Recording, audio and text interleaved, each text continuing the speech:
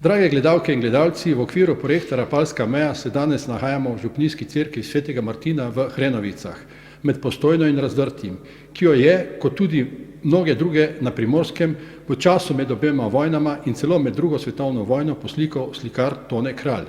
Z menoj je Egon Pelikan, ki je pred leti izdal knjigo Tone Kralj in prostor meje. Ta knjiga je išla v več prevodih, v uglednih založbah, med drugim v nemškem jeziku, angleškem in italijanskem. Egon Pelikan pripravlja tudi dokumentarni film o Tonetu Kralju, ki bo v kratkem zagledal luč sveta. Dr. Pelikan z Rapalsko mejo oziroma z Rapalsko pogodbo z dne 12. novembra 1920 je Primorska pripadla pod Italijo.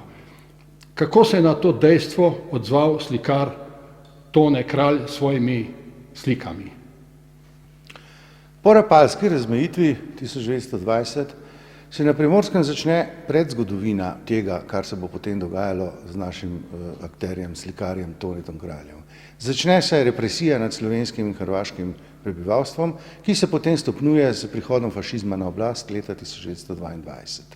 Takrat pride do sredi 20 let do sistematičnega napada na inštitucije manjšin v Italiji, tudi na Tirolskem, tako tudi v Julijski krajini, proti Slovencem in Hrvatom v Julijski krajini.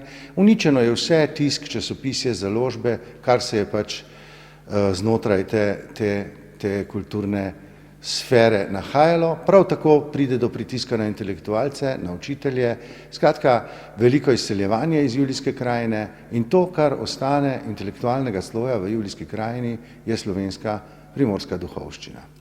Ta duhovščina, organizirana v tajni organizaciji in v zboru svečenikov svetega Pavla, je konec 20 let, natančneje leta 27, prvič že nekaj prej, ampak leta 27 povabila k slikanju v Volče pri Tolminu ekspresionista, slikarja Toneta Kralja.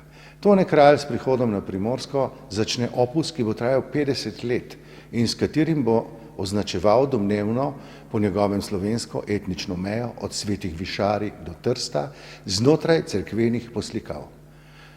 Pri tem gre za fenomen, ki ga v Evropi in svetu pač ni in je v tem smislu delo opus Toneta Kralja v slovenskih primorskih cerkvah svojevrsten unikum in svojevrstna zgodba. No, zdaj smo pa v cerkvi v Hrenovicah, kjer je Tone Kralj naslikal serijo slik. Ali bi lahko recimo eno od slik, recimo tisto Kristusovo kronanje, komentirali, kako je kralj prikazal to trpljenje primorskih Slovencev pod fašizmom in nacizmom? Kakšna simbolika vse prisotna na tej sliki? Gotovo so Hrenovice eklatanten ali pa zelo tipičen primer subverzije totalitarizma strani slikarja Toneta Kralja, subverzije znotraj cerkvenih poslikav s tole subtilno antifašistično gesto, ki je v vsem obdobju med obema vojnama italijanska policija, ki je bila sicer zelo učinkovita, nikoli ni odkrila. Tak primer je tukaj cela vrsta v levem krilu ladje v cerkvi poslikav, cela vrsta poslikav, recimo, rekel ste, tretja poslikava je zelo značilna, zelo tipična. Na sliki imamo v slovenskih nacionalnih barvah Jezusa, ki ga kronajo s trnovo krono, to pa počne rjavosrajčnik, blondinec ali nacist, simbolizira nacista. Na drugi strani, na levi vidimo črnosrajčnika ali fašista, italijanskega fašista, medtem ko krono na glavo postavlja sam obraznih potez narisan Mussolini z italijansko čelado z druge svetovne vojne na glavi. Gre za tipično alegorijo slovenskega naroda, ki ga zatirajo te ideologije 20. stoletja in njihovi nosilci, in gre za poslikave, ki bi pravzaprav morali komu pasti v oči, vendar se to na kraljevo srečo ves čas nikoli ni vsem času med vojnama zgodilo. Tukaj smo še pri eni poslikavi v cerkvi v Hrenovicah, kjer kralj to svojo subverzivno antifašistično metodo uporabi na poslikavi križanje. Na poslikavi križanje vidimo, da Kristusa na križ pribijajo spet črnosrajčnik, ki ima simbolično vlogo fašista, na drugi strani rjavosrajčnik blondinec, ki ima vlogo nacista. Vse to spremlja figura v italijanskih nacionalnih barvah z obraznimi potezami Mussolinija. Kralj, kot vidimo, izriše slovenskost in slovensko trobojnico na rokah in na nogah križanega, tako da uporabi modre žeblje, belino kože in rdečino krvi, s čimer sestavi slovensko zastavo. Poleg tega so še bolj zanimivi detajli, ki prav kažejo na ta smisel za neko ironijo in humor. Na poslikavi levo zgoraj opazimo na primer na Senatus Populusque Romanum, kot je seveda bil ta prapor rimskih legij, namesto orla opazimo tam eno tako kuri podobno žival, najbrž gre za jastreba, ki čaka mrhovino propadlega fašističnega režima. To so bile vse te ideje in vizije Toneta Kralja v pričakovanju dogodkov, ki so tudi dejansko nazadnje prišli in pomenili priključitev večjega dela Primorske spet k matici.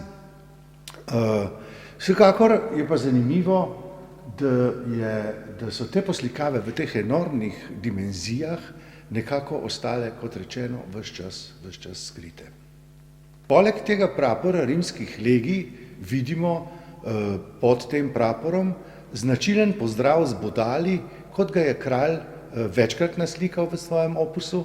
Gre pa za to, da je jemal elemente iz časopisja, iz neposredne okolice, iz časopisja, iz tako imenovanih teenage žurnalov, ki so se vrteli obvezno pred projekcijami filma, nekaj podobnega kot Wochenschau v Nemčiji. In z teh prizorov je kralj jemal elemente, ki jih je potem subverzivno uporabil proti fašizmu v cerkvenih poslikavah. V tej cerkvi je zanimiva še ena podoba nadangela Gabriela, ki stoji nad neko glavo, ki če obrnemo okoli, prikaže nek znan obraz. Zakaj gre? Gre za to, da je Tone Kralj te ideologije 20. stoletja in akterje, njihove nosilce, tudi Führerja, upodobil večkrat. Hitlerja upodobil v Slivju, ga je upodobil v Hrenovicah, tukaj pa še kje. Skratka, gre za to, da je Tone Kralj nekako obračunaval ne samo z fašizmom in Mussolinijem, temveč tudi z nacizmom in recimo Hitlerjem pa drugimi akterji operacionscone Küstenland. Gre za to, da Tone Kralj riše te stvari iz neke direktne perspektive, ne riše iz časovne razdalje ali iz geografske razdalje, riše v Lokvi na Krasu leta 1943 med požiganjem cerkva, med razstreljamenti in tako naprej. Upodablja, tudi tukaj na tej poslikavi vidimo, recimo Führerja, ki v sliko obrnemo, ugotovimo, da pravzaprav gre za Führerja. Take stvari bi seveda Toneta Kralja zagotovo stale glavo, če bi bil odkrit. Kar je fascinantno je, da pri teh dimenzijah poslikav tudi moji gosti, recimo profesori iz evropskih univerz, pridejo v cerkev in pričakujejo neko slikico, nek mali formatek skrit nekje. In ko zagledaš te murale, ko zagledaš te poslikave enormne s tako očitno ideološko vsebino, skoraj ne moreš verjeti, da slikarja niso nikoli odkrili. Zanimivo je to, da to je res zanimivo, kako si to tolmačite, da ga niso odkrili. Italijani se imajo, nesporno so imeli visoko kulturo, renesanso, isto Nemci, imeli so velike umetnike, Albrehta Dürerja, imeli so Leonarda, Michelangela in ta visoka kultura ni ugotovila, kaj kralj počne tu. Veste, Italijani niso imeli samo visoke kulture, imeli so tudi eno najboljših tajnih policij na svetu takrat, ki je obvladala celo mafijo, ni pa obvladala tega nevidnega slikarja v teh slovenskih cerkvah. En razlog je zagotovo to, da zaradi drevesa niso videli gozd, da bi temu rekli. Šele metodologija prostorskega obrata, spatial turn, ko vi narišete to na zemljevidu, se vam pokaže v vsej dimenziji to delo, ta opus Toneta Kralja. Če pa je nekdo, kvestor pač ali nekdo od oblastnikov prišel v eno cerkev, je videl eno poslikavo. In to se je zgodilo tudi v Lokvi na Krasu, kjer so enostavno, ko je videl te nacionalne barve, italijanske, slovenske, rekli il pittore un po' matto, ne, so pač proglasili ga za... In stvar je šla naprej. Če bi videl 3-4 cerkve naenkrat, bi verjetno bile stvari drugačne, ker bi takoj poklopil, da gre vendarle za nacionalne barve, za motiviko, ne, in da na nekim biblijskem prizoru nemška čelada iz druge vojne ali italijanska čelada pravzaprav nima kaj iskati. Nekako lahko rečemo, da gre pri Kraljevem slikarstvu za zelo prepričljive politične vizualne nagovore. Da danes so vizualni politični nagovori posebej na volitvah praviloma zreducirani na nasmejani portret nekega kandidata, na neko geslo in na logotip stranke. Gre seveda za zelo siromašna vizualna sporočila, ki praktično ne sporočajo nič. Popolno nasprotje je pa Kraljevo slikarstvo. Ena izmed najbolj znanih Kraljevih slik je Rapallo 1943, kjer ne gre za poslikavo v cerkvi, gre za sliko, ki jo hrani Pokrajinski muzej v Kopru. V knjigi ste zapisali, da predstavlja Kraljev politični program in njegov idejni kredo. Ali bi lahko pojasnili, kakšna simbolika je vse navzoča na tej sliki Rapallo 1943? Pred nami je slika Rapallo, kajti kralj je poleg cerkvenih poslikav slikal tudi tabeljne slike, v katerih je upodabljal vedno znova poglede na slovensko realnost, stvarnost in na slovensko zgodovino. Taka je tudi slika olje na platnu Rapallo, na kateri vidimo program zedinjene Slovenije, kot ga je takrat, leta 1943, ko je slikal cerkev v Slivju, videl Tone Kralj. Videl je program Zedinjene Slovenije, ki je po rapalski razmejitvi leta 1920, v katero so prisilile velesile jugoslovanske diplomate, pač videl je te neme obraze, ki jih je upodobil na vrhu slike, Angleži, Francozi, do japonskega cesarja, ki so prisilile torej za sklenitev te krivične rapalske meje takdanjo kraljevino Srbov, Hrvatov in Slovencev. Na drugi strani vidimo rimske volkove, volkulje, ki to dekle, to Slovenijo, ki je prepolovljena z tole jekleno ograjo, rapalsko mejo, pač kako se zažirajo potem vanjo, na eni strani volkovi, na drugi strani dva stvora, eden s fesom fašističnim, drugi z italijansko čelado. Če gremo še nazaj, vidimo krvavi denar londonski, s katerim je bila leta 1915 z obljubo slovenskih, hrvaških ozemelj z londonskim paktom obljubljena pač priključitev kraljevini Italiji. In skratka, slika nam deluje kot naslikan politični program, kar je tudi seveda specifika, ena svojevrstna sposobnost Toneta Kralja, da je ne samo na tej sliki, tudi na vrsti drugih slik vedno znova naslikal politični položaj Primorcev in Slovencev sploh. Kot sva ugotavljala, oblastniki niso ugotovili, kaj Tone Kralj počne, in zato ni bilo praktično nobenih reakcij proti njemu. Ampak zanimivo je, da tudi v Jugoslaviji, socialistični federativni Jugoslaviji in tudi v Sloveniji smo potrebovali kar nekaj časa, da se je sporočilnost Toneta Kralja nekako odkrila in da je zgodovinska stroka temu pristopila k analizi njegovih slik, pa tudi stroka likovne zgodovine umetnosti. Kako si to razlagate?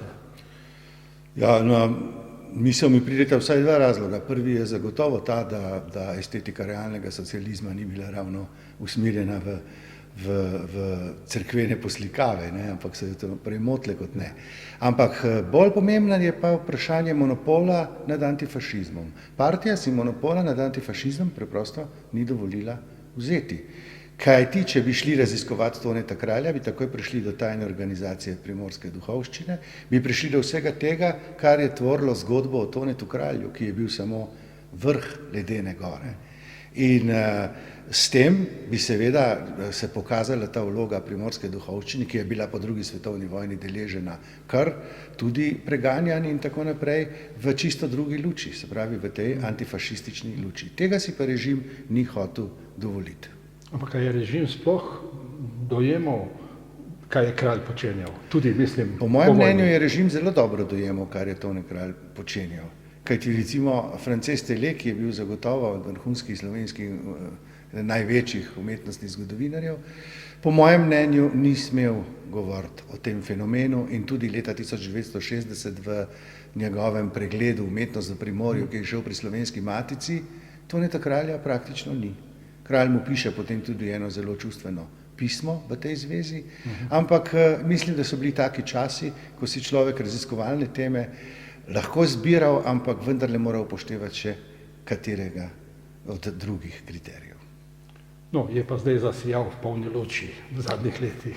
No ja, bi lahko rekli, da je Tone Kralj v zadnjem času toliko prisoten v zavesti slovenski, da lahko rečemo, da smo nekako naš dolg do njega pravzaprav pač poravnali. Hvala za ta pogovor. Hvala tudi vam.